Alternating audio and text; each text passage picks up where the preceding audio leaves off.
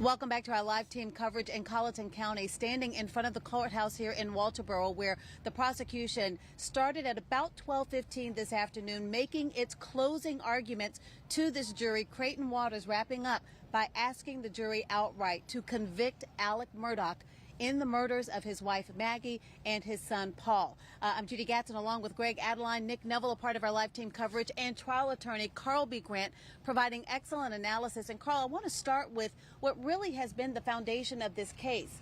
Once the prosecution was able to prove that Alec Murdoch lied about being at the kennels. Let's take a listen to that testimony. Creighton Waters played it again for the jury today in those early hours, Greg, after the crime, when Alec Murdoch lied over and over again about not being at the kennels. Let's take a listen.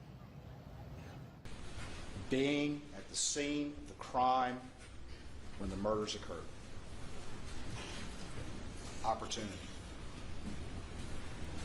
And more importantly, exposing the defendant's lies about the most important thing he could have told law enforcement. When was the last time I saw my wife and child alive? Why in the world would an innocent, reasonable father and husband lie about that? And lie about it so early? Creighton Waters put that question to the jury. Creighton Waters put that question to the jury, Carl, saying, why would an innocent father lie about that? And went on to say he lied about it early on. Yeah, that's the question, jury. Jury. I called you jury again. Listen, we're going to wait to be hearing from this jury. That is what right. Everybody's looking forward to in the next few days. That's right. That's the question, Judy. And here's the thing. If he had not gotten on the witness stand, there'll still be some residual doubt in people's minds as to whether he was really there. So now the point is, how do we know he was there? He said he was there. Not only did he say he was there, but he lied and told everybody that he lied when he said he was not there. He admitted that he lied to his law partners. He admitted that he lied to the police officers. And all of that goes to his absolute credibility, and now it's been eviscerated. By his own words, by his own mouth, his own credibility has been crucified. So I think that's very important. Yeah, one of the things in this closing argument you could say that the prosecution definitely had to do was to make this a personal thing and to make it emotional and to leave a lasting impression on this jury. You know, not so much the clinical forensics and all of this, but these were two people, Maggie and Paul Murdoch. And Creighton Waters was able to do that in several ways, but one of the ways in which he did it was he said, so what happened at 8:49 on June the 7th, 2021. And he acted out the sequence in which he said that Alec Murdoch committed these crimes. And the way that he did that in the courtroom, I think it definitely was a dramatic moment. Yes. But ultimately, what he was able to do there was he was able to talk about Maggie Murdoch and humanize her in a way that has not been done since her sister, Marion Proctor, took the stand. Yes. And when he was able to say that she was running toward her baby when she heard those gunshots, incredibly powerful. Take a listen. Because Maggie sees what happens and she comes running over there, running to her baby. Probably the last thing on her mind, thinking that it was him who had done this, she's running to her baby while he's picked up the blackout and opens fire at close range, again with no defensive wounds. And she takes those two shots that you heard Dr. Reamer say were parallel, and it crumples her over. In those cases, you can see them move around. And takes that shot that goes through here, and she goes down flat. And then there's the shot in the back of the head. So very powerful moments there from Creighton Waters. And another point that he made was when he said that Paul and Maggie, and of course different witnesses testified to this, neither of them had defensive wounds. Yeah. Neither of them had their hands up. Neither of them necessarily anticipated this happening. Another key point, little piece of evidence there that perhaps they did not see this coming, and perhaps it came from someone that they knew. Carl, that had to have been very compelling to that jury. It was. You know, in the media, you all call them sound bites, but as a trial lawyer, we call them talking points. And as a trial lawyer prepares his or her case or his argument, he creates or she creates a list of talking points. Words and phrases are very important when it comes to persuading a jury to vote for your side or to move the jury in an emotional way. I would assure you that the phrase running to her baby was not an accident or coincidence. That was probably something that was thought of, how effective it would be, how it would move the emotions of the jury. And when you think about the composition of the jury, I know that at one point they had about 8 women on this jury. Yes. So imagine you make the women on the jury think a wife or mother running to her baby while he is being slaughtered by his own father. That's a very powerful thought. It is indeed. It is indeed. Our Nick Neville, also a part of our live team coverage from Walterboro. Nick, I know you have a lot of insights about those closing arguments made today as well.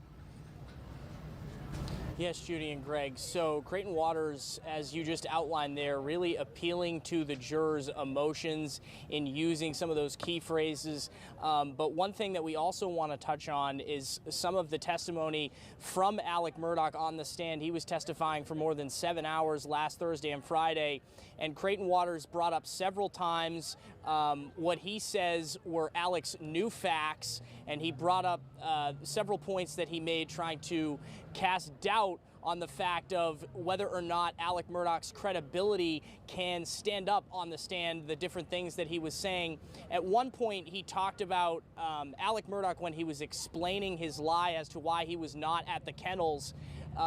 Waters asked him from the stand, he said, "Why did you continue to lie?" Sorry, that was Jim Griffin who asked him why he continued to lie about being at the kennels. And his response was, "Oh, what a tangled web we weave. Once I lied about being at the kennels on the night of the murders, which he says was due to paranoia and a distrust of SLED, I had to keep lying. I lied to my family. I lied to my law partners. I lied to everyone who would listen." And Waters, in a very critical moment there, using another one of those key phrases to bring it back, sort of a callback to say, that was the one time, Creighton Waters said, that I agreed with Murdoch during his testimony, is when he said, "Oh, what a tangled web we weave." We want to play a portion for you of that critical moment during Murdoch's testimony from last Thursday when he was talking about continuing to lie to all these different people. Second, that you're confronted with facts that you can't deny, you immediately come up with a new lie. Isn't that correct?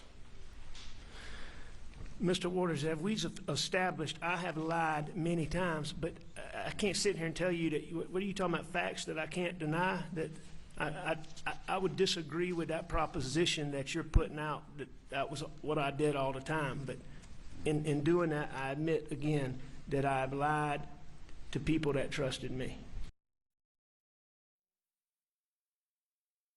So that's going to be one thing that's going to be really key here as the jury begins to deliberate soon, is really evaluating the credibility of what turned out to be the star witness when Murdoch took the stand, and sort of evaluating whether or not they find what he told jurors to be credible.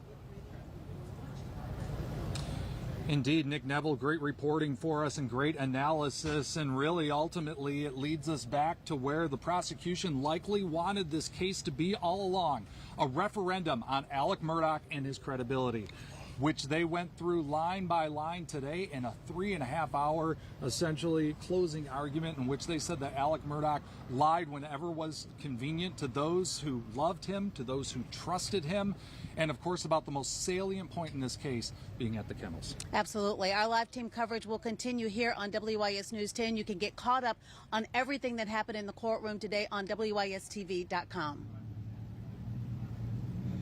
And we will also have much more with trial attorney Carl B. Grant. Of course, Carl, we've got about 30 seconds now. We'll continue our coverage on WYS News at 6. But the big question is, how will the defense counter tomorrow? Well, they're going to challenge the evidence, and the main thing they're going to do is stick to their resounding theme.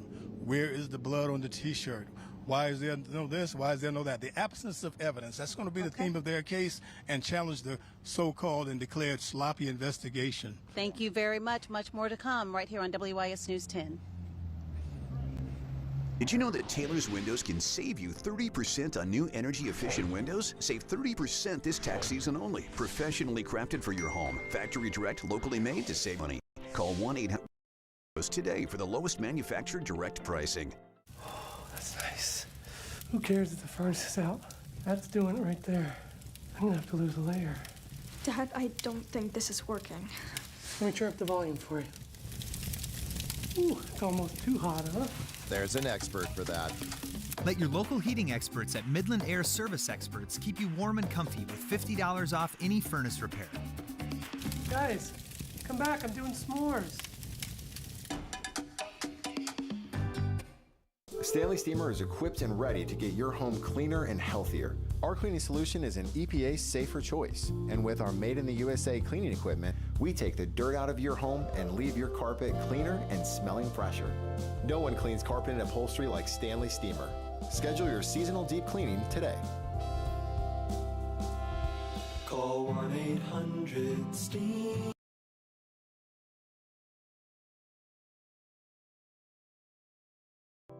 I was like, oh my God, I can't believe this happened. Everything hurt, like someone was pounding my head, and I had a lot of medical bills. When you're hurt in a car wreck, medical bills add up fast. Don't get stuck with bills you can't pay. Call George Sink Injury Lawyers at 803-ALL-9s.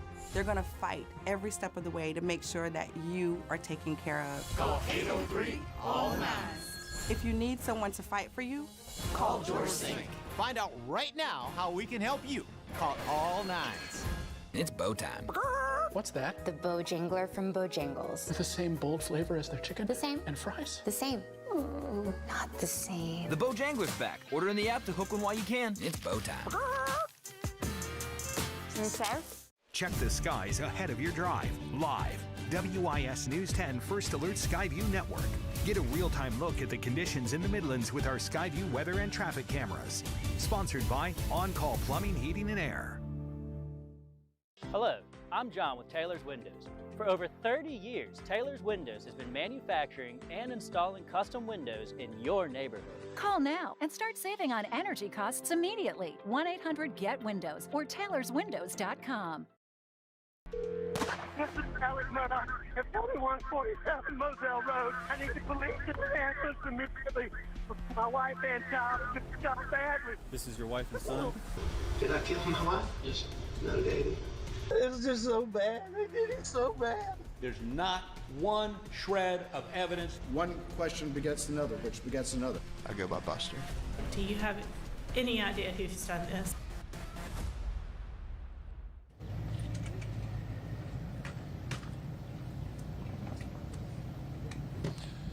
And welcome into your News at 6 as we continue coverage here of the Alec Murdaugh murder trial. Closing arguments in that case wrapped up a short time ago. Creighton Waters with the state laying out the evidence to the jury for the final time, giving them a final impression about what happened on June the 7th, 2021. They say that Alec Murdaugh committed murder when he shot both his wife and his son, Maggie and Paul. Today laying out an extensive case, bringing up a lot of evidence and bringing up why he did it and how he did it. All of it very powerful here for about 3.5 hours this afternoon. Judy Gatson alongside Carl B. Grant as well. I'm Greg Adeline, bringing you the very latest on this case. And I tell you, it was a lot that came down, and it was compelling because what Creighton Waters was able to do, Judy, is he was able to take all of the evidence from this case, and there is a ton of it, and was able to condense it down and able to give it to that jury in such a way that he left that lasting impression that they're going to consider moments after, really, they were able to visit the scene of the crime, Moselle, where those murders happened that night. They were able to take it in on a jury visit a little bit earlier on today, and then Creighton Waters launched into an exhaustive closing argument for this jury. He did. He walked through the timeline of all the lies that Alec Murdaugh told, which the essential lie was that he was never at the kennels, Carl, and he has admitted himself that that was, in fact, a lie. How critical was it that Creighton Waters was not only able to display that to the jury today, but to show that he has also lied to them? That was very critical. And again, I think the worst mistake that he's made, I'm talking about Murdaugh in this case, is to decide to get on the witness stand. And then he got on the witness stand and then admitted that he lied. if you're going to do that, just remain silent. And if I'm the defense attorney, and of course the defense attorneys felt that that probably was a gut punch. They really probably did not want their client to, number one, get on the witness stand and then get on the witness stand and call himself a liar. That's one of the worst things you could ever have as a defense counsel, and as far as establishing the credibility of your client, especially in a case where your client's credibility, whether it exists or not, can determine his guilt or his innocence. It could be fatal to the entire case if the jury finds that he is not telling the truth. And then, as you pointed out, Judy, to conclude that he actually lied while he was on the witness stand in other matters, especially the evidence about the blue lights. Yes, he testified that he had permission from the local sheriff or police department to install blue lights on his personal vehicle, and the prosecution was very effective in calling that witness to the stand to refute that completely. Indeed. Credibility, the main crux of Creighton Waters' argument to that jury, saying that the only time that Alec Murdoch came clean throughout this entire process is when he said he was at the kennels. That's right. Otherwise, they went line by line, piece by piece, in different ways, not only with his financial crimes, but just talked about some of the circumstances in which he was not truthful. His credibility on trial today for this jury. Let's take a listen to just a portion of Creighton Waters' argument.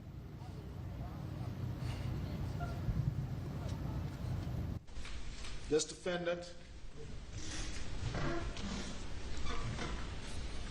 on the other hand, has fooled everyone who thought they were close to him, everyone who thought they knew he was who he was. He's fooled them all.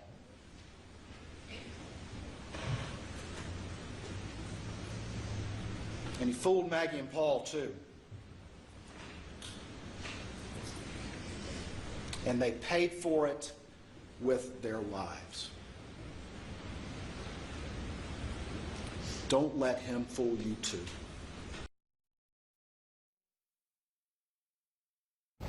A very powerful charge to that jury. Creighton Waters concluding, saying that the only thing that they can do now is to find Alec Murdoch guilty, 2 counts of first-degree murder for the murders of his wife and son, saying that ultimately that credibility is totally shot. He was at the kennels when he said that he was not, and that they cannot believe anything that he says. They hit at his credibility early and often, not only in this trial, but in this closing argument. Absolutely. And we have to reiterate, just because the prosecution has demonstrated that he has lied repeatedly does not guarantee a conviction in this case. We will have much more analysis with trial attorney Carl B. Grant. Also, the defense will present its closing arguments tomorrow starting at 9:30. They've got a lot of work to do, but Jim Griffin, a credible, strong attorney in his own right, a big job ahead of him. We'll certainly see if he is up to the challenge. But that is the latest now for our live team coverage from Walterboro here in Colleton County, along with Greg Adeline, Carl B. Grant, and also our Nick Neville, Billy and Dondi. We will have much more for you throughout the evening. And of course, our live team coverage continues 24/7 on WYSTV.com. Thank you so much. All right, Judy and Greg, thank you. If you would like to watch the closing arguments tomorrow, keep in mind they start at 9:30. The defense now presenting closing arguments. You can head to our website, to WYSTV.com. And of course, we will continue to bring you live team coverage from Walterboro outside the Colleton County Courthouse as the Murdoch double murder trial continues.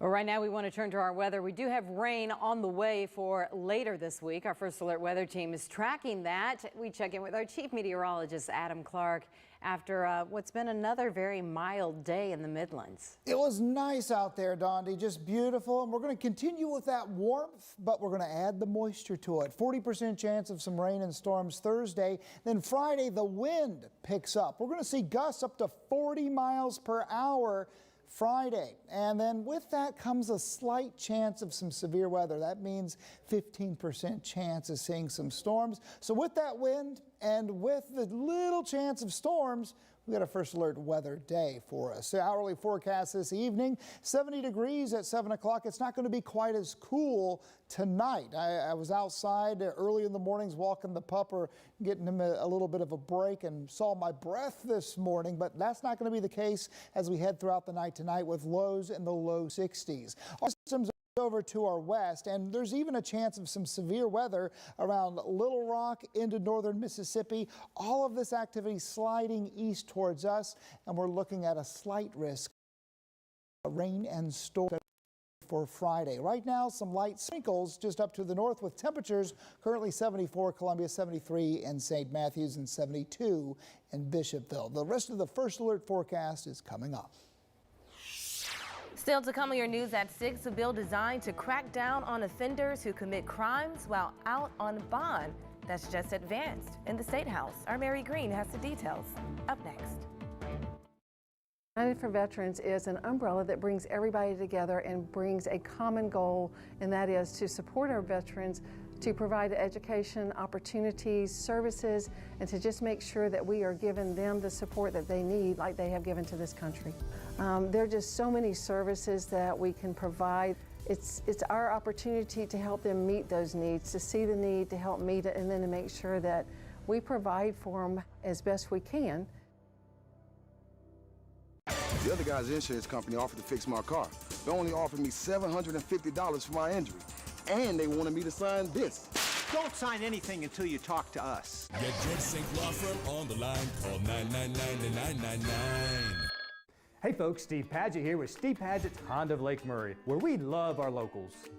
So we are excited to announce our Love Our Locals program, which gives locals like you access to locals-only pricing, trade-in bonuses, special incentives, and so much more. If you're a local, sign up today at HondaofLakeMurray.com to start receiving your immediate local benefits. Give us a call, 1-800-MY-HONDA. And remember, before you buy, give Steve a try. I'm not slowing down anytime soon. That's why I take OsteoBiFlex every day. It's clinically shown to improve joint comfort in 7 days and continues to improve over time. Kinda like us. OsteoBiFlex, because I'm made to move. Don't get stuck in a traffic headache. Watch WIS First Alert Traffic to avoid bad backups. We'll reboot your morning commute and guide you out of town on your drive home. WIS First Alert Traffic, sponsored by Corner Pantry. In 9 seconds, a careless driver is going to hit me. I'll be hurt, I'll be out of work, but I won't be afraid. When disaster strikes, I'll call all nines. You may not see it coming, but when disaster strikes, call George Sink Injury Lawyers and all nines.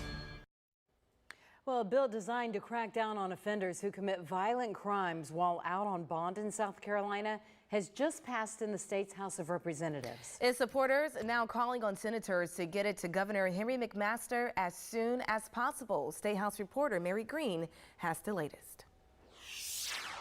Bond reform is a top public safety priority for leaders here at the State House this year, with the governor in his State of the State address calling on lawmakers to get such a bill to his desk this session. Today, the House loudly spoke with an overwhelming majority that we are going to crack down on those who continue to terrorize our citizens, especially when they're out on bond. House Republican leaders joining sheriffs, solicitors, and the chief of SLED to mark the bipartisan passage of a bill they say will close the revolving door of crime in South Carolina. Today, we begin holding those violent repeat offenders accountable. Under this bill, people who commit a violent crime while out on bond for another violent offense would automatically have that initial bond revoked. Then a new bond hearing would have to be held in circuit court within 14 days. If they're granted bond on that second offense, they'd have to pay it in full, in cash. If the person is ultimately convicted of that subsequent violent crime and found to have committed it while out on bond, they'd have a mandatory additional 5 years tacked on to their prison sentence,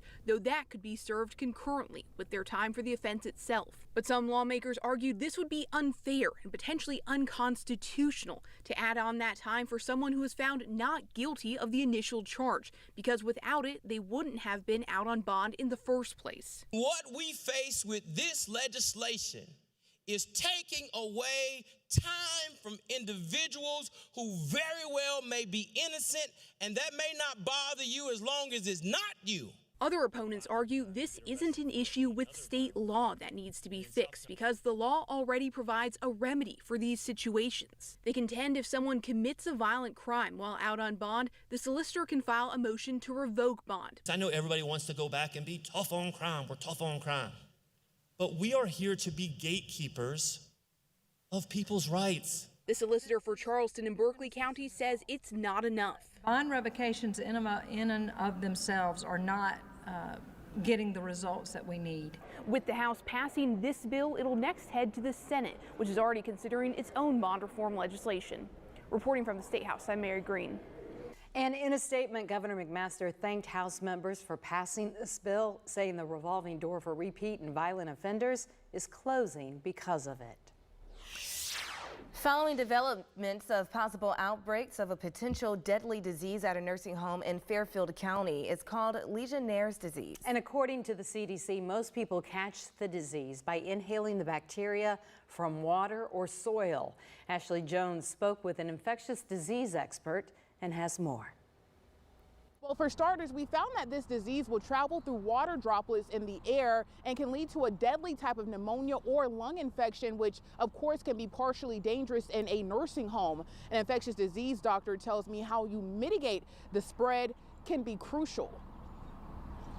Dr. Elmet Albrecht is an infectious disease doctor with Prisma Health. He says this disease poses a greater risk for the elderly than younger people. It's usually contracted by inhaling a mist containing large amounts of the bacteria. This disease is highly unlikely to spread from person to person, and while outbreaks can occur, cases are usually isolated. These outbreaks in the nursing home or in hospitals where they stopped the entire water flow and didn't even bathe the patient anymore and stuff like that, that actually gives you more Legionella. You should just let the water system flush itself out. Symptoms of Legionnaire's disease are similar to that of COVID and the flu and include coughing, chills, and fever. In some cases, people will experience muscle aches, tiredness, and a loss of appetite. Reporting here in Columbia, I'm Ashley Jones, WIS News 10. And symptoms of the disease usually occur 2 to 10 days after exposure. Doctors say Legionnaires can be treated with antibiotics. Lexington police, they are sharing pictures of the suspect in a hit-and-run accident that happened in the middle of February. Take a look at your screen. Deputies say the accident happened on February 16th at North Lake Drive and Round Knob Road. The victim says the truck hit her car from behind while stopped in traffic.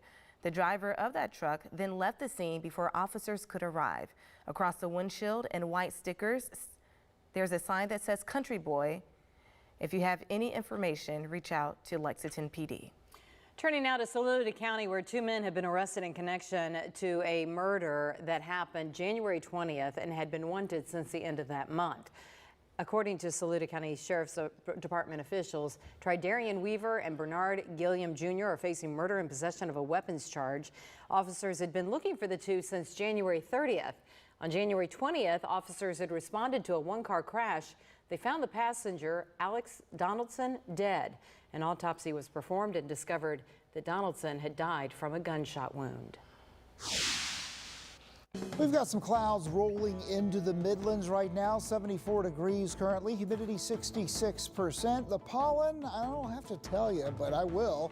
It's high. Tomorrow, 10.0, very high. Friday, 11.0 and 11.6 by Saturday. And yes, we're looking at rain, but it's a brief shower and some gusty winds that's going to stir up even more pollen. So that's likely why we see that increase for Saturday. Rest of the forecast coming up. You've been dealing with a slow drain or one not draining at all? With 4 decades of experience and a level of service that's second to none. With over 35 years of professional plumbing experience, Metz Plumbing has you covered. Come check out brand new Dynamic Marine and Motorsports in Lexington, formerly Mountaintop Marine. We have the largest selection of inventory in the Carolinas. To celebrate, we're having our boat show March 10th, 11th, and 12th. We'll have guaranteed boat show pricing on everything. Free admission, lots of vendors and refreshments for all, lowest prices of the year, and the best financing options available. You don't want to miss this boat show. Dynamic Marine and Motorsports, live free and boat hard.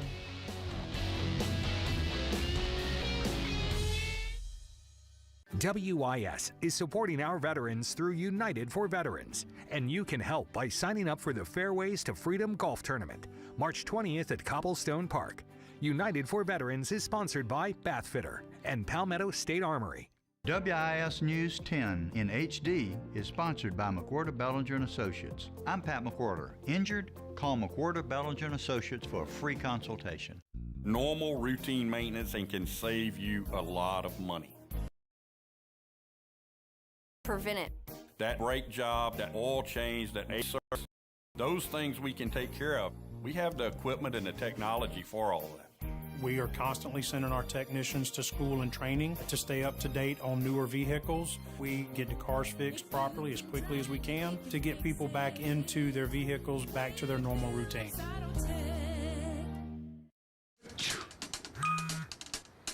Introducing Astapro Allergy, steroid-free allergy relief that starts working in 30 minutes, while other allergy sprays take hours.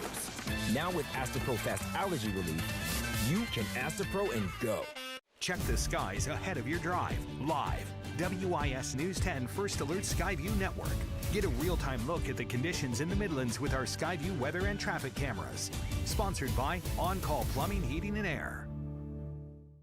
Introducing Backed by Hudson, offering pre-owned vehicles with the 3-month powertrain limited warranty and 7-day exchange policy, plus so much more. If it has our name on it, you have our word on it. So we've got some chances of rain in the near future. Thursday, 30 to 40% shot. Friday, about a 50% chance. And some of these showers and storms could be on the severe side. So that's why we got the first alert weather day. Also, we're going to see some gusty winds out of it as well. Now into next week, Tuesday and Wednesday, we see some more chances of rain, but the weekend looks dry. Right now, 75 degrees in Sumter, 70 Saluda, 70 right now in Newberry. Lexington, you're at 74. North, you're at 73 degrees. Bishopville, 70. Now, you can see some light sprinkles and showers showing up on the radar. Otherwise, mostly cloudy skies across the area. And as we head into Friday, we've got a chance of severe weather. It goes up to a level 2 slight chance for the entire state of South Carolina, also Georgia, a good section of North Carolina. It just means scattered, short-lived, isolated intensity, and there is a risk of tornadic activity. And for the rest of this evening, we're looking at a little chance of some rain, about a 20 to 30% shot around 2 in the morning, and then upper 60s as we wake up tomorrow morning. It's going to be very mild, a little more humidity, and it's all because of this warm front. We've got warmer air coming in from the south and west. That's what's giving us that moisture, more clouds, 40% chance of some rain and storms with temperatures upper 70s. I've taken it into the upper 70s because of the increased cloud coverage. Now we get a surge of warm air. We're in the low 80s for Friday. And as this low moves into the Ohio River Valley, it brings with it a cold front, and our winds will be gusting up to about 40 miles per hour for Friday. So a very windy day with about a 50% chance of rain and a 15% chance of seeing some of that rain and storms severe. That means 55-mile-per-hour winds and chance of tornadoes as well. Now, high pressure builds for your Saturday, and we're looking at really nice weather for Saturday. Mostly sunny skies, mid-70s for us. So let's take a look at the futurecast. Mostly cloudy skies this evening, a few showers tonight and into tomorrow morning. You can see around 8 o'clock some sprinkles here and there, on and off rain. Nothing really major. It will be breezier for the afternoon hours, and as we head into Friday, mostly cloudy skies, a few showers, southwest winds, and you can see the model's not showing anything too terribly robust when it comes to rain and storms, but it shows the winds 30 to 40 miles per hour. We're at 37 in North, 43 around Aiken, and then as we head into the evening, the storm's not looking too crazy, but the wind is. So we'll keep up that first alert weather day. There's still that chance of seeing some thunderstorms, and the models are just not showing it, at least not yet. But humidity is going to be increasing throughout your Thursday, so it'll be there for this front to make its way through. And then as it passes through, the drier air comes in just in time for the weekend, which gives us sunny skies for Saturday. Also Sunday, 74 degrees Saturday, 71 Sunday, mostly sunny skies by Monday, 30%